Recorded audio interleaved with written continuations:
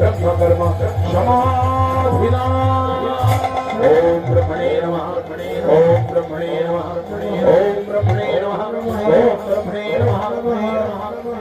এদিকে দেবগুরু বৃহস্পতি তিনি দেবতাদের আত্মনাথের সিদ্ধান্ত প্রণীত হয়ে চড়ুই পাখির রূপ নিয়ে সেই পবিত্র পায়তের গাছের ডালে গিয়ে বসলেন। সেখানে তিনি ঠিক করলেন এই যদি তপস্যায় সিদ্ধি লাভ করে দেয় তাহলে কিন্তু সবই উলট পালট হয়ে যাবে। তাই নারায়ণ নারায়ণ নারায়ণ এই নামটা তার কানের কাছে দিতে লাগলো। তোমার জড় জগৎ দেখেছো না যে যার নাম শুনলে তোমার গা পিত্তি জ্বলে যায়, তো সেই রকম নাম যদি কেউ কানের কাছে দেয় সকাল থেকে, তো সেই জন্যই হিরণ্যকশিপুর ভোগবাদী, সেই ভোগবাদী যদি ত্যাগের মূর্ত প্রতীক, তপস্যার মূর্ত প্রতীক, ব্রহ্মচর্যের মূর্ত প্রতীক, ষড় ঐশ্বর্যের মূর্ত প্রতীক আর সহ্য করতে পারে না, তার নাম কানের কাছে অবিরত নিত্য ধারায় যখন প্রবাহিত হতে লাগলো, ওই পাখিকে অনেকবার তাড়ানোর চেষ্টা করেও বিফল হয়ে গিয়ে শেষ পর্যন্ত ব্রত সংকল্প ভঙ্গ করে অবশেষে সেই রাত্রেই কয়াধুকে এসে বললেন এই ব্যাপার। যাই হোক না কেন, কয়াধু বললেন আমি ঠিক শুনতে পেলাম না, কি ঘটনাটা বলা একবার। যারা কৃষ্ণ নামে রুচি যাদের আছে তাদের কিন্তু মনে রাখতে হবে, মা পৃথু রাজার মতো, পৃথু রাজা চেয়েছিলেন আমাকে 1000 টাকা দেন ঠাকুর, দুটো কানে তোমার নাম শুনে আমার কোন রকম তৃপ্তি সাধন হয় না ঠাকুর। সেই জন্য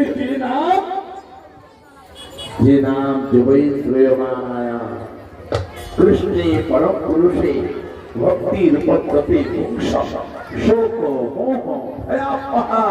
তাই পৃথু মহারাজ নারায়ণের কাছে বলেছিলেন প্রার্থনা করে, আমাকে দুটো কান কেন দিলেন? আমাকে হাজার হাজার কান দিন, হাজার হাজার কান দিয়ে আপনার নাম স্তবন করবো। কত বড় আকাঙ্ক্ষা, কত বড় আকাঙ্ক্ষা!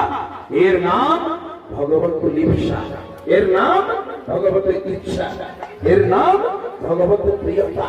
সেই জন্য ও মা সাই ভগবতের নাম তার সহ্য হয় না, কাদের সহ্য হয় না?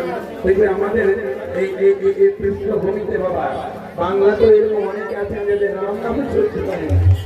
অনেক ভূত আছে না, রাম নাম দেখতে ফালাই হবে, রাম নামে ভূত ভয় পায়।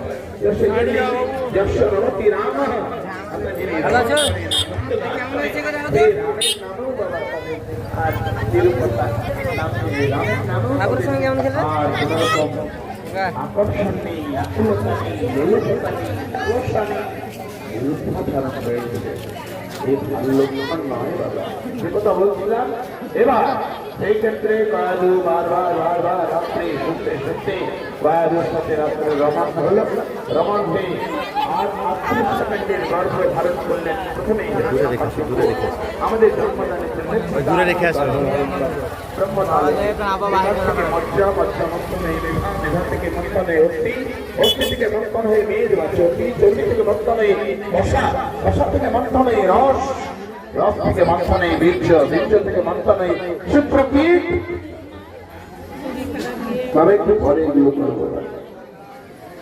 এই শুক্রকীট অবশেষে মায়ের গর্ভজনিতে প্রবেশ করার মাধ্যম দিয়ে আর নূতন জীব সৃষ্টির আর রূপক হিসাবে পিতা জনক হিসাবে তিনি পরিগণিত হন। সেই জন্য মাতৃগর্ভে যাওয়ার পর মা ধীরে ধীরে বেশি এই গর্ভে ধীরে ধীরে তাকে রেখে শিশু হিসাবে তাকে প্রসব করেন এবং পরবর্তীকালে একটি দেহের বিকার মা তৈরি করার পরে সেই বিকারে